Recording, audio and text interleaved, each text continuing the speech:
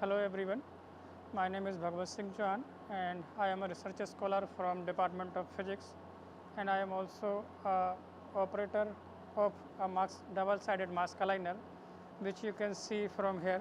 This is the double-sided mask aligner which we are going to demonstrate today. So before that, we have to understand why this DSMA is important and why we are using it. So this double-sided mask aligner is basically for the lithography, patterning the lithography. And here, if you can see that this double-sided mask aligner is useful only when we have to have align the microstructure one onto the other. For example, if you have one pattern and onto the top of it we wanted to align one more pattern exactly in at the same position. So since they are the microstructure, it is not possible to align it perfectly by the naked eyes or by the another instrument. But in the DSMA, we have the facilities to align one pattern onto the other perfectly by using the DSMA. So this is the first primary application of the DSMA. Now we will go through the whole process how we can fabricate the pattern using the double-sided mask aligner. So before that we have to spin coat the photoresist on the substrate. So before patterning we have to coat the photoresist, and for the photoresist we are using this spin coater. So first we have to switch on the spin coater. So it will take some time to initialize. Once it initialize, we will warm it up. Generally we should warm up this machine before using it. So here if you can see, there are 3 points. In point 1 you can see we have the warm up option. So we can just press 1 and then this can be warm up.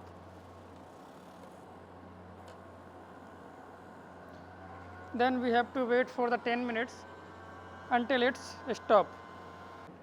So after the warm up process done, we have to do the calibration, and for the calibration we have to first put this chuck onto the axle, and then we have to put our sample on the top of it. Then we have to press the vacuum button so that the sample can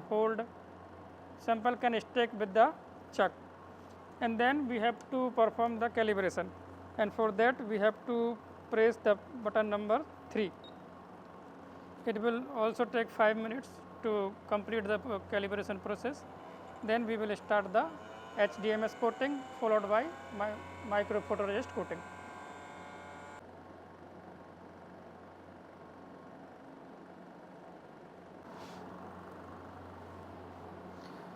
Now the calibration process has been done. Now we have to first put the HMDS primer. So this primer is basically for the more adhesion between the substrate and between the photoresist. So in order to make sure that the photoresist is perfectly adhere with the substrate, we have to first coat the HMDS primer. So this primer, as you can see, is very thick. So we have to have the very thin layer of this HMDS primer. Now we are going to put this primer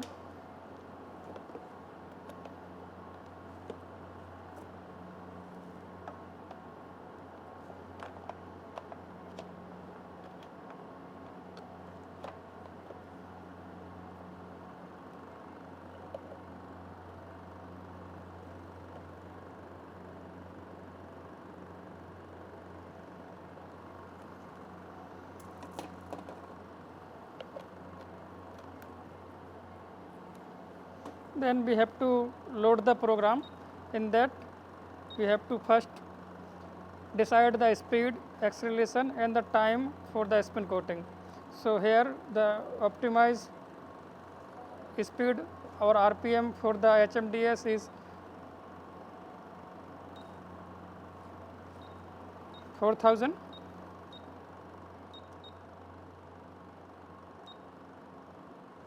and the acceleration time is 5, and uh, the time that we wanted to spin coat it is the 60 second. So after that we have to cover it, and then we have to start the program.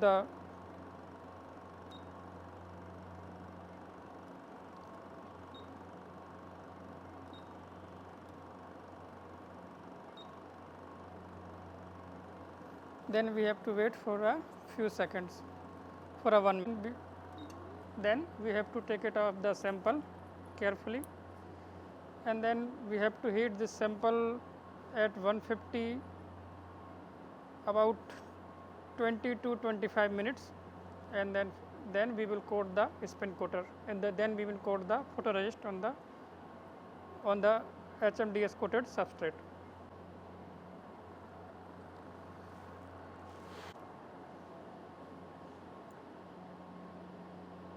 Then after the HMDS coating, we have to coat the photoresist, and for that we again have to put the sample on the chuck of the spin coater. Then we have to press the vacuum button, and then we have to again load the program for the photoresist. For the photoresist, we have optimized parameter of speed and acceleration and time.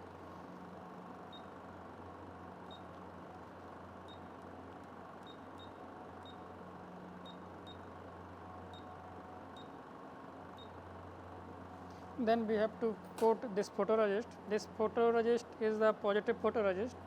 This name is S1813 photoresist, and this photoresist is very thin photoresist, which we are going to use for this sample.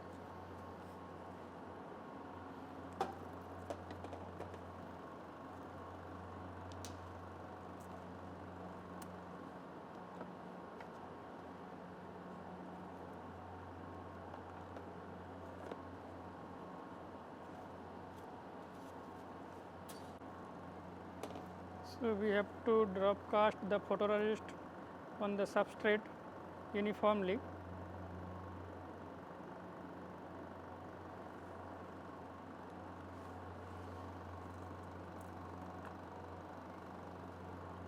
Cover the lid, and then we have to run the program. After this, we have to heat it for 2 minutes at 130 degrees Celsius. After heating the photoresist, we have to keep it for cooling at least 5 minutes, and then we can do the patterning on the top of it. So this is the complete process of the spin coating. After the spin coating, we will use a hard mask which has already some pattern, and this pattern we wanted to have on this photoresist coating substrate. So for that we will use the DSMA. So after the coating of the photoresist, now we have to transfer the pattern onto the substrate. So basically for that we have already have some pattern. So these pattern are fabricated or are already made using Marx writer or using EVL photolithography, EVL instrument. So this already have some pattern. As you can see, they have 1 centimeter by 1 centimeter square, and in these squares we have micrometer structures. These structure we wanted to transfer on the aluminum coated substrate that we have already photoresist, that we have already coated the photoresist. So for that we have to use this mask aligner. Now we have already switched on the mask aligner.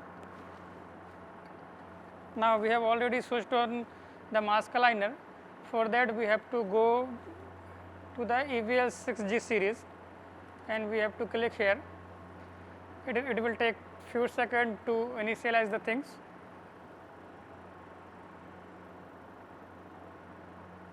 Now the system is initializing.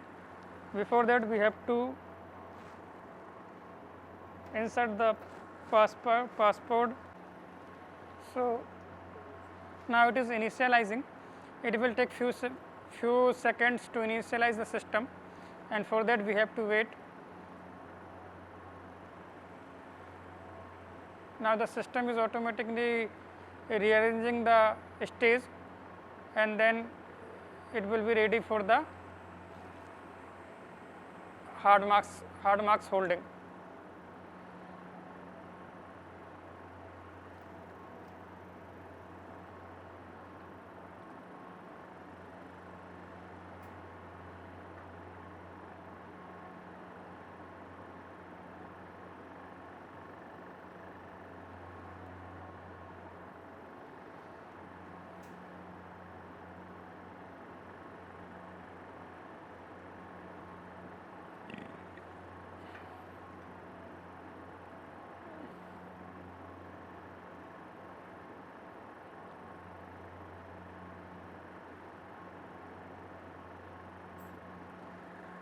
Now after the initialization, we have this screen, the pop-up screen, and then we have to go for the recipe. So here we have many kind of recipe, which, so as you can see, the system has many process. One is the main top process, another one is the bottom process, and the next one is the first print top. So these are the different process. We are here using the top process, where we have to shine the light on the top of the, from the top of the hard mask. So that's why we are using the top side. Now the second thing is the process mode. Here the process mode, we are taking the transparent. Here also we have only one transparent mode. Now we can have the different exposure mode also. Here if you can see that we have constant mode, constant dose with the interval, constant with the time, or constant time with the interval. So here we are using the constant dose. Now the system, now the substrate has to contact with the hard mask, and if we wanted to it just touch, we have to use the soft contact. If we wanted to do the press very hard, then we have to use the hard contact. Otherwise we can have other facilities like proximity all and vacuum contact also, but here we are using the soft contact.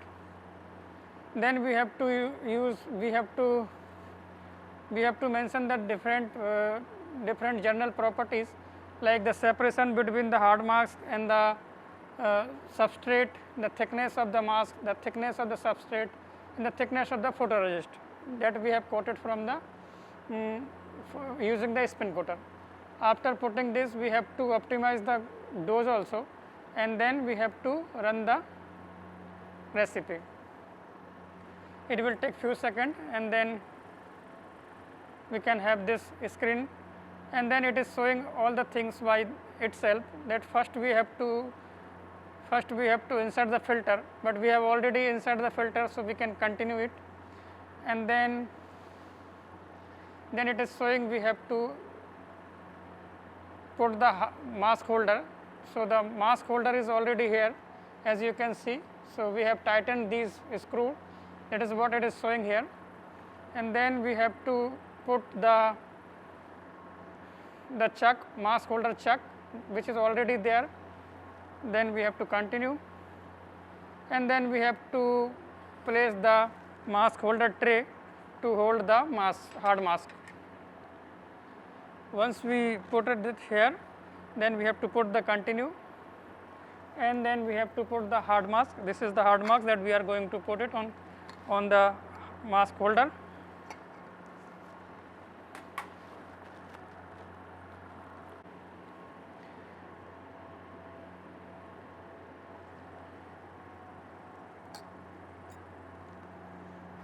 After that, we have to continue the things again. Then we have to insert the tray inside the mask holder. Then this hard mask will suck with this holder, and it will stick there.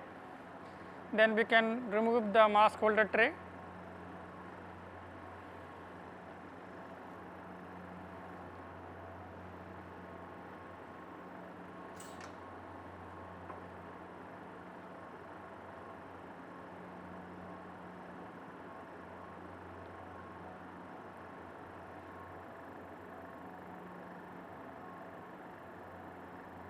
So as you can see here, we have metamaterial kind of pattern, which we have the unit cell, and these unit cells are in the arrays. So we called them metamaterials. So these patterns are already there on the hard mask, and these patterns we wanted to fabricate on the silicon or quartz substrate that we have photoresist coated there. So for that we have to first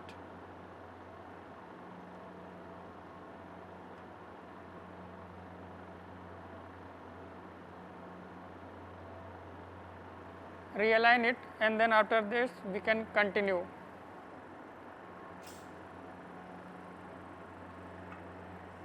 And then we can take it out the tray.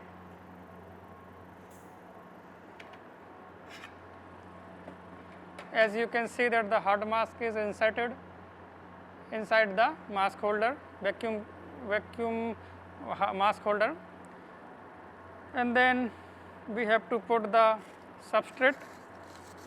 So here we have the silicon substrate. Generally we have to use the 4 inch by 4 inch silicon substrate, but since for the small sample we cannot every time use the 4 inch substrate because it is very costly. Hence we use it for the base only. On the top of it we can use the 1 inch by 1 inch, 1 inch by 1 inch, or even smaller than that our substrate. So we are going to put it on the chuck.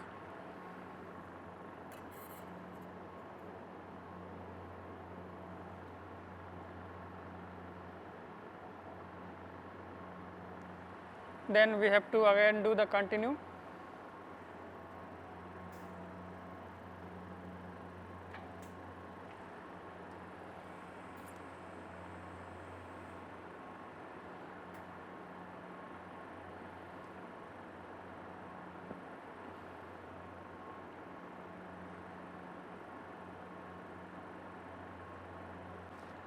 As I told that this 4 inch by 4 inch wafer is only for the base, and on the top of it we can put our own sample. So here I am going to use my substrate, and then we can continue.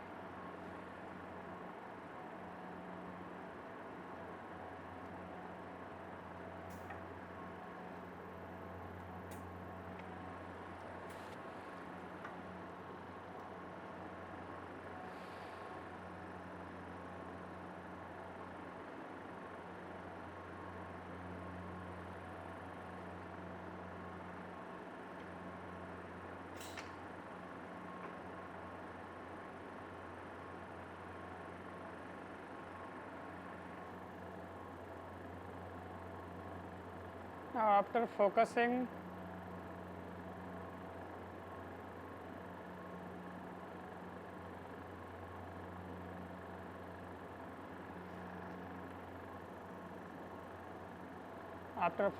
the metamaterial pattern, we have to again continue to expose the UV light. Continue again. Then the UV exposure is starting and completed. Now we have to take it out the sample. Now the UV exposure has been done. We have to take the sample out.